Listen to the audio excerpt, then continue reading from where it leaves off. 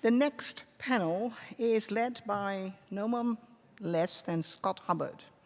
Now, if you're involved with Mars exploration and you don't know the name Scott Hubbard, then you really need to get up to date. Ask the person next to you. Because can you have a Mars summit without calling on Scott Hubbard's wide experience and knowledge on the subject? I don't think so. Hence, Professor Scott Hubbard, because that's his job nowadays, professor at Stanford, is leading the Congressional panels as he is one of the Mars czars, the former Mars czars, the Mars program directors. Also, of course, knows really a lot about talking to Congress, because it's not just about building your projects and funding it and doing it. It's also keeping Congress, on course with you. It's part and parcel of what it takes to get robots and soon also humans to Mars. And Scott knows quite well how to do that. So Scott, if you please.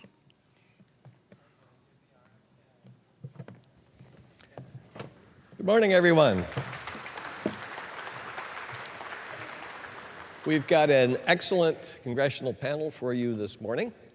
Two congressmen that have been longtime supporters of space exploration, Representative Bill Posey from Florida and Representative Ed Perlmutter from Colorado. So we could not have Representative Posey join us in person. We're going to have a short video from him, but I would like to introduce from Colorado, Congressman Ed Perlmutter. Ed?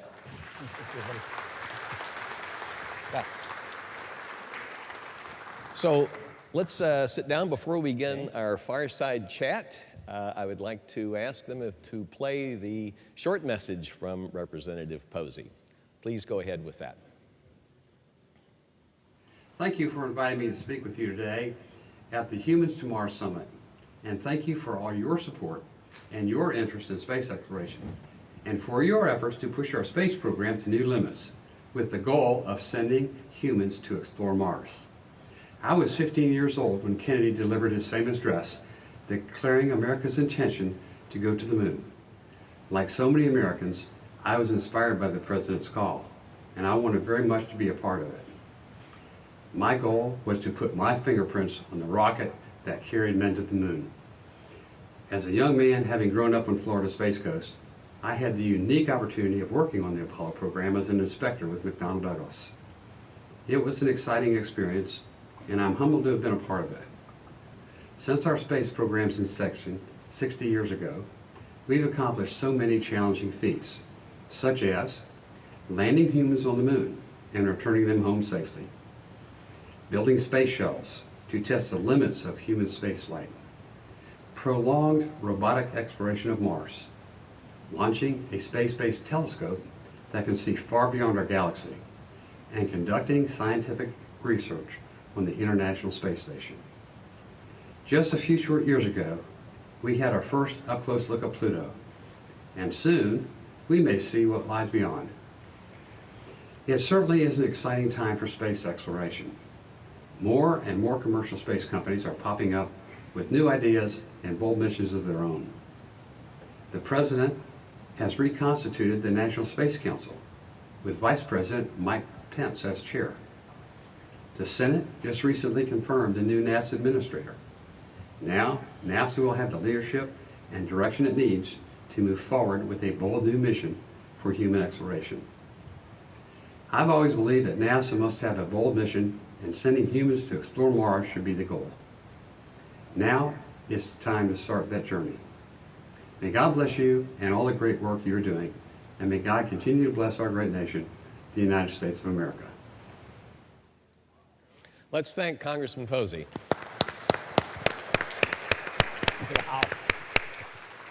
So before we get started with our fireside chat here, we've got an audience participation element. This sticker right here is something that Congressman Perlmutter has developed. 2033, we can do this. Now, this particular sticker was carried to 19,000 feet by two NASA people, David Schumann and former astronaut, former Associate Administrator John Grunsfeld. So I'd like to present this memento to Ed. And what we want to do is we want to get a picture with you, the audience, and us up here of everybody holding their sticker. So Ed, you had an idea about how you want to organize this. All right, so everybody's going to have to squeeze a little bit. Sorry about that. This really is an audience participation thing. So everybody move towards the center. And then when we finish this, then you can all go back to your seats. Yeah, we've got to show where's our camera person? Where's our... Right behind you. All right. So... Okay. I wonder if we could have these stand like right in the center of the stage down here. Down here. Okay. Yeah, so the lighting is all Okay, I don't feel comfortable leaping. yeah, you just Okay. Good. You guys take instructions very well. Thank you. Where's Scott? Here he comes. From the coves. and then this lighting is all up as high as it goes. Can I get any more house light? Okay, where's the congressman Here's here? As much house light as you can. There he is. Oops, okay, okay, Ed, here we go. Here, you get in here. Okay.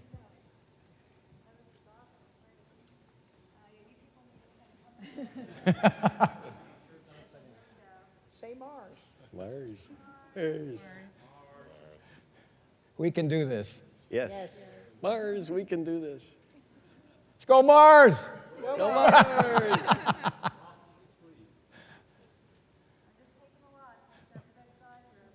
Yeah.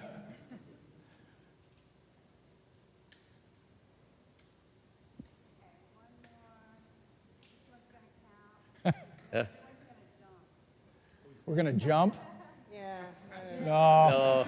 Oh, If we were on Mars, we could jump. yes. Yeah, we can. Easy. It would be all my side warriors. All right. Okay, Thank very you, good. everybody. Thank you, Ed. All right. That's terrific. That used up a lot of my time, so that's good. So let us. Thank you. Keep your house lights where they are right now. Thank you.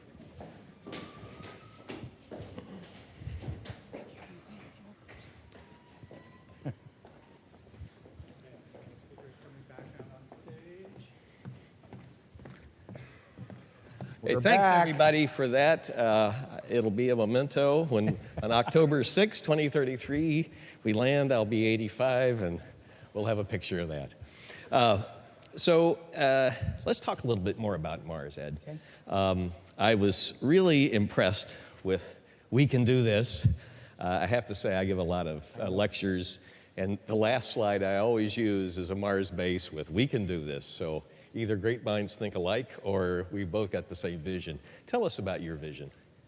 Well, my vision is that, we have just tremendous talent, engineering, scientific, technical talent. And I think from a little kid on, just seeing the space program getting us to the moon, and then just kind of things slow down. And I've always felt like, okay, humans, Americans, we have in our DNA the desire to explore, to know what's on the other side of that hill. And I just felt like it's time to get going. And we talked to a couple NASA administrators a few years ago in the science committee and said, realistically, when can we get there? We should have been there by now. That's my feeling. Yeah. And, politically and financially, there's been difficulties and all that stuff. But they said 2033, because the orbits are, aligned Good in a opportunity. good way, and put the building blocks into place to do that. And I said, well, we can do this. And they said we can do this. And I think they were, following kind of your lead on some of this stuff, too. So that's where the We Can Do This came from, and the 2033, based on some testimony we'd had in the science committee. That's terrific. So what can the Mars community, the citizenry, working with their representatives do to advance this trip to Mars? Well, hold conferences like this, to really make sure that, those that are in the business, whether it's public or private or international, that everybody starts getting on the same page, that you have bumper stickers. I have this bumper sticker on my car, and it's right next to my Perlmutter political bumper sticker, Perlmutter, your neighbor, your voice. And my next door neighbor came to me and he says, okay, Ed, I get your bumper sticker. What's that 2033? Are you running for president in 2033? I said, no, that's when we're going to get our astronauts to Mars. And so it's just something that I think is going to capture the imagination of young people. It already has. And it will give us a goal and a point to work towards. And if you have that, things start moving. So that's a very interesting concept. And we've heard, well, we'll get there in 20 years, we'll get there in 30 years. It sounds like you believe we really need to put that stake in the ground, that future goal. I think when you do that, then folks start having that a similar vision. Until then, it's just kind of amorphous. And if you were to ask folks on the science committee, I've been so persistent and beating the drum so hard. Ask Jim Bridenstine tomorrow. I think on that committee now there is a real coalition and a coalescence around 2033. And we got some language into the NASA reauthorization bill, at least as it's coming out of the science committee, about 2033. And so you got to just build and focus. It's not, that is not rocket science. That's just sort of human nature. We just need to be moving. And the hard part, you all do the hard part, which is the engineering, the science, the technical pieces. The part that members of Congress need to do, and it's not easy, but it's a long-term goal, is to provide the revenue and the financing for a project of this magnitude. And it's big. There's no ifs, ands, or buts about it. But obviously, I think over a 15-year period, we can do this. And so there's the financial side, and then there's the technical side. That's a terrific goal for all of us. I do have to ask, since the administration has announced what some people call a pivot to the moon or U.S. leadership to return humans to the moon, can those goals be compatible? Do you see a way in which both things can happen, or is it either or? Oh, I don't think it's either or at all. I think they are definitely compatible. And again, I'm just I'm a lawyer, who grew up on Tom Swift and Dune and Stranger in a Strange Land and things like that in every movie you could imagine. So the technical piece, the building blocks piece, that's up to you all, with some input from Congress or the administration, obviously. I don't think it is an impediment. I think it's just part of the building blocks to get us to Mars. And the committees in Congress, I think, are focused. Certainly the Science Committee is. I think Mike Pence is also focused on getting to Mars. So how you put the building blocks into place, that's for the engineers and the scientists. And you'll figure it out. My job is to help you make sure that there's certain financial resources at your fingertips to get it done. And if I were you, Scott, I'd say, okay, be a little skeptical. Having been at NASA for quite some time and observed us from afar, but there seems to be really a bipartisan, Democrats and Republicans, with an eye towards getting to Mars by 2033. Well, that's great to hear, because since my early memories, NASA has been not only, and space exploration, not only bipartisan, but even nonpartisan. Correct. I mean, you look at the jobs, you look at the leadership, the inspiration, it gets people, I think, from both sides of the aisle. Let's talk a little bit, though, about the budgetary piece, because that's clearly in your bailiwick. And there have been numerous studies, we'll hear more about that later today and tomorrow, about how you would actually afford humans to Mars. And there's a couple of key pieces in there. One is a sustained budget, maybe with inflation, for human exploration. But there's a big piece in there called the International Space Station. And I've been on record, I don't know how you see it, but as saying, we can afford one major human space program, probably not two. How do you see the transition from the space station era to deep space, moon, and of course, the journey to Mars? All right, well, let's first put things in perspective as to the wealth of our nation and the resources of our nation. And these aren't exactly the same, but just so you understand, over the course of a weekend, back in 2008, we came up with $800 billion for the banks. Now, they paid it back, and they paid it back with a lot of interest. But the resources are there to do things of this kind of magnitude about going to Mars. The country has those kinds of resources if it chooses to do it. Right. So I don't see these things as a zero-sum game. Now, it may be that the space station has passed its time and it's time to move on, and we can use those resources towards getting to Mars or for planetary science or atmospheric science or other things. But personally, I don't see this as a zero-sum game between Mars exploration and going to Europa or doing some, weather satellites or things like that. That's how I look at it, and that's how I, as an advocate, would try to describe it to my colleagues. Now, that's maybe unrealistic in a number of ways, but I know the resources are there. Good point, and we should always try to keep moving toward the future and keep that vision in mind. There are practical considerations that come with the horse trading on the budgets. I lived through a lot of that, and I understand it. But you mentioned Europa, you've mentioned science, and you're on the science committee. Let's talk a little bit about science, particularly Mars science. All right. And I know my good friend Jim Green, now the NASA chief scientist, is here in the audience, but he used to be in charge of the planetary program.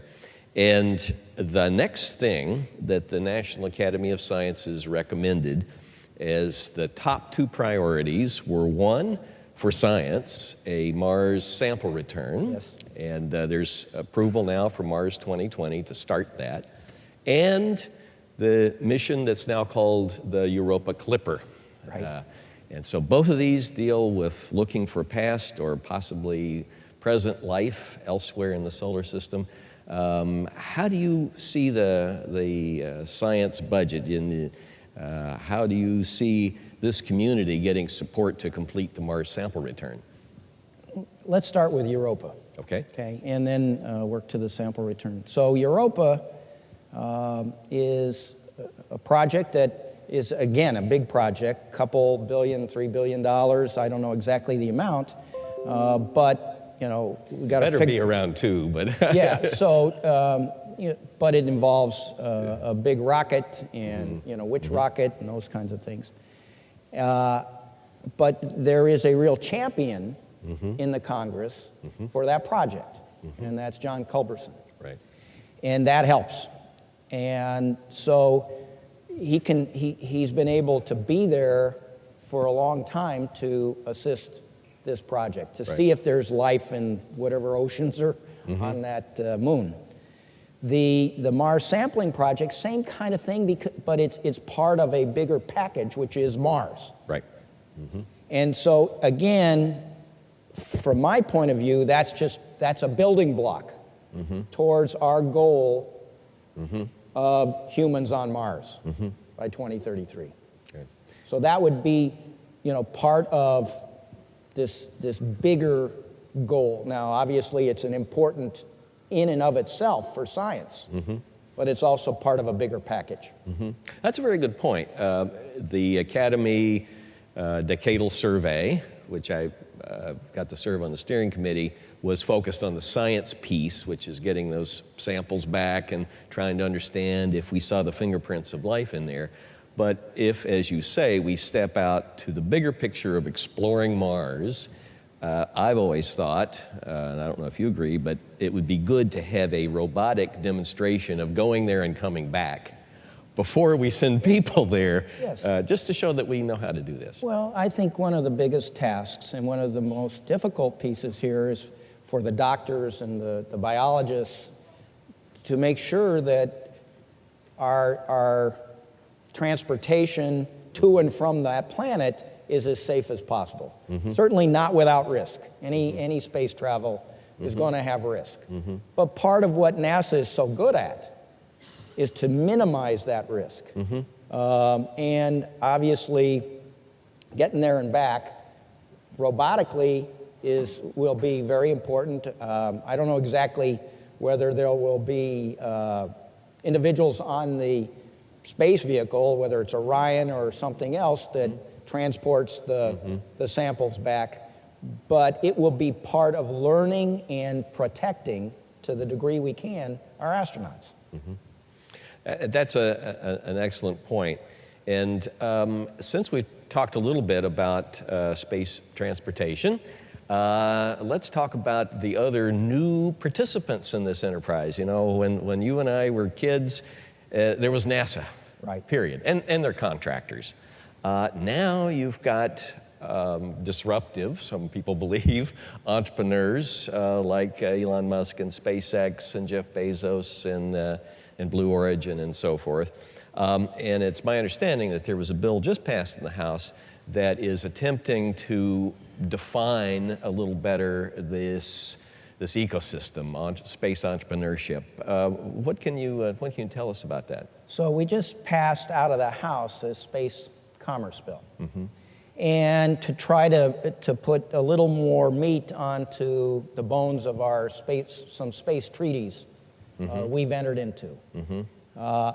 So to allow for more commercial enterprise, certainly in low Earth orbit and maybe beyond, in terms of space resources. And I'll put a shameless plug in for the Colorado School of Mines, which just opened curriculum, yay, thank you, on space resources. One of the very first in the country, and obviously they're mining and engineering, and that'll, figuring out the property rights and how you stake a mining claim and all that has to be done. But this bill is designed to provide businesses with some certainty, a little more certainty, as to the legal nature of their exploration or their activities in outer space.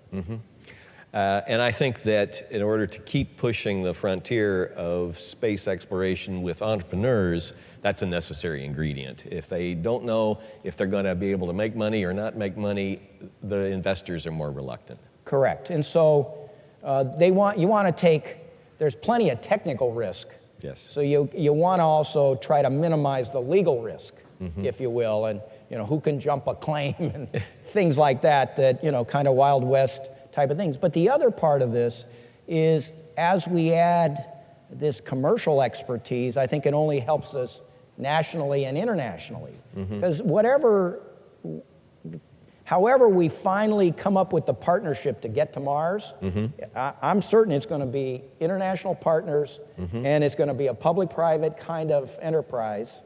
And I obviously, right now, I see it as NASA clearly as the lead, but certain of the SpaceX, they'd like to get there earlier, and God bless them if they do, to get to Mars. So, but at the end of the day, I think this is such a big undertaking. It's going to require international partners, private partners, and the expertise that we have at NASA to do this right. Yeah, no, I couldn't agree more. And you brought up two very important things I want to just touch on. One is risk. And having lived through as you have in your time as well, the Challenger accident and the Columbia accident, there is a reaction, a very natural human reaction to these sorts of tragedies, but space exploration is not without risk. How do you think we should communicate to the public that this is risky but worthwhile, and that we try to mitigate risk as much, but it never goes away completely? Well, I think we have to reach to the part of all of us that really does have that exploration gene, that it's never without risk to go to the other side of the hill. to go across the ocean, to, see what's out there, and just remind people of that. I mean, obviously tragedies do cause you to step back and take stock, but I think most people do understand the inherent risk. Our job is to minimize that, but we'll never get rid of it completely. And I think we just have to remind folks of that. And we also have to be mindful that if there is, some big mistake, that, okay, we got to figure it out, but we got to keep moving forward. And that's what I will, press on.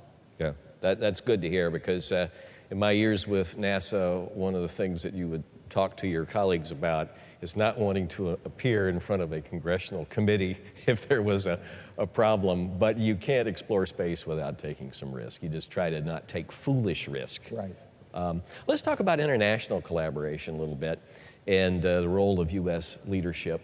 I know that my longtime colleague Pascal Ehrenfreund is here, the head of the German Space Agency, and there may be other international partners as well. How do you see this working, this coalition, collaboration? What's the best way forward? I don't know exactly how the partnership will be made, but there will definitely be an international partnership. It could be the technical piece, it could be in terms of our astronauts, it could be in terms of, the boosters or whatever it might be. I don't know what that is. Again, that's going to be more within the industry and within NASA and within, the technical expertise as to who can provide the best help where. So it could be the European Space Agency part of it, could be Japan part of it, could be China part of it, could be Russia part of it. I don't know. In 15 years, we'll figure that out because we can do this and we are going to do this. Absolutely, and with partners, and it'll be a major international effort. But I think that one thing that we can look at was the 16 or so countries that participated in the International Space Station. Tremendous technical achievement, engineering achievement, but something that's rarely talked about is the fact you had 16 countries working together to create this orbiting manned, human-tended station in space. That's quite an achievement. And it's gone well. The partnership has worked well. So we know we can do it. I had the good fortune to be down at the Atacama Large Millimeter Array, ALMA, down in the Chilean Atacama Desert. And that's a partnership, I think, of the United States, the National Science Foundation, European Union, Chile, Japan, and South Korea. And that is working out great, looking to black holes at the center of our galaxy and beyond. I mean, scientists and the engineering community have this ability to talk about business that sometimes people, elected officials or politicians, we kind of run into some conflict. But certainly the technical community can, it isn't a question of rising above it, you just focus on the job at hand. And that really benefits the partnership. Let's hope that we can make that work for the journey to Mars as well. I have to ask you, do you know Jim Bridenstine? And have you worked with him in the past? I do know Jim. He's a friend of mine. Actually did an op-ed in favor of his candidacy to be the administrator of NASA. And I really like him. I think he's a very smart guy. He's a former fighter pilot. But in the committee, one of the most detailed-oriented members of our committee by far. And, focusing on some of the nuts and bolts like space debris and, how we clean that up so that we don't have accidents and things like that. But also was able to work with him on a number of weather issues, Earth science type things as well as planetary science.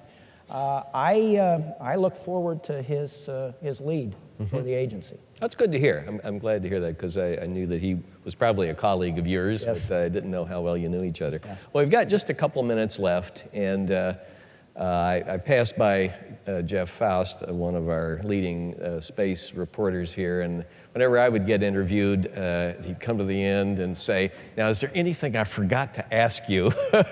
And I would usually bring up STEM and inspiration and education, and I want to be sure that we touch on that as well, because I think it's part of our whole space exploration community.